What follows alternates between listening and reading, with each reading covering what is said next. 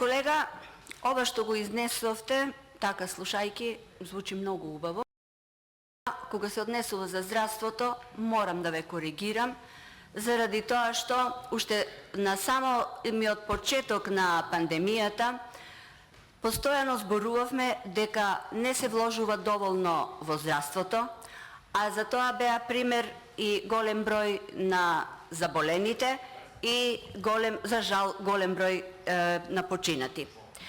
Дека не внесувавте доволно во здравството, не се внесуваат доволно пари, не се водеше сметка за тоа колку ќе се потроши, е доказ и во базата на податоци на Меѓународниот монетарен фонд со проценка до 17 март 2021 година за Република Македонија стои дека фискалните мерки поврзани со COVID-19 кризата, а кои се однесуваат на дополнителни трошења или приходи за нездравствениот сектор се 3,7% од бруто домашниот производ, а за здравствениот сектор само 0,2% од бруто домашниот производ.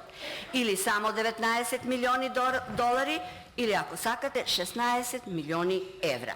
Пари за здравство кои се 2 пати пониски од оние што ги плативте за гама.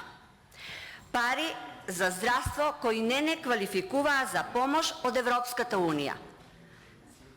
Пари и помош од Европската Унија добија Србија, Албанија и Црна Гора.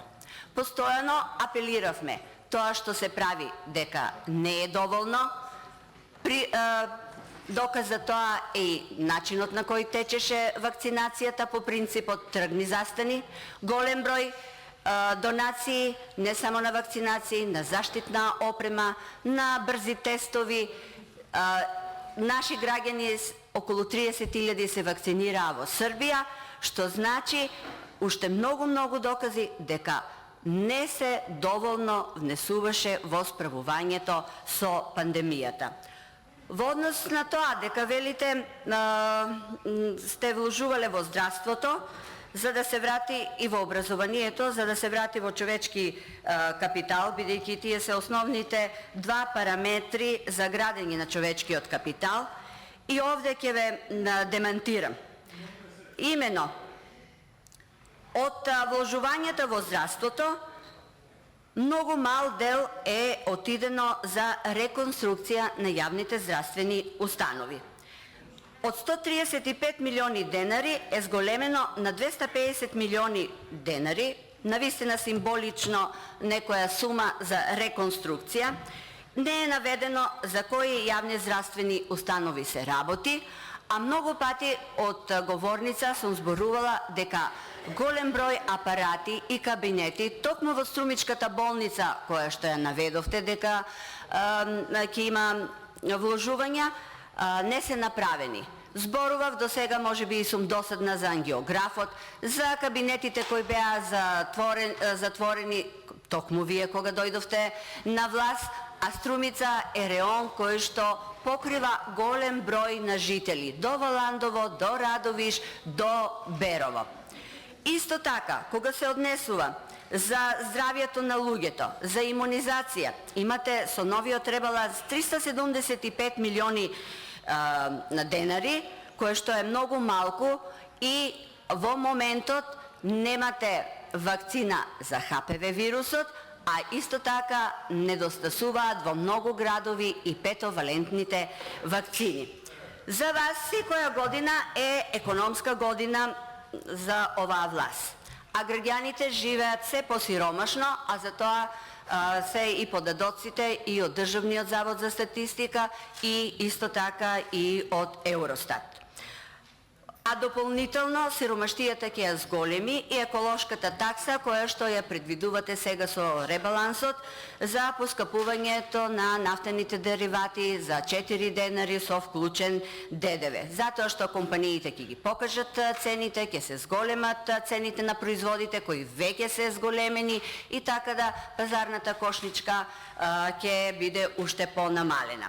Со овој ребаланс вие го задолжувате секој граѓанин за 500 евра, а досега беше задолжен за 3500 евра.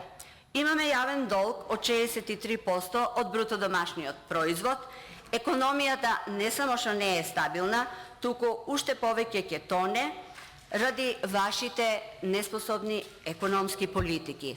Младите ви се иселуваат. Во периодот од 2006 до 2016 година имаше по 5000 се иселуваа млади луѓе. Во периодот од 2017-2019 година 10.000 млади луѓе ја напуштаат годишно државата. Каде ви се патиките што ги редевте дека ќе ги вратите младите?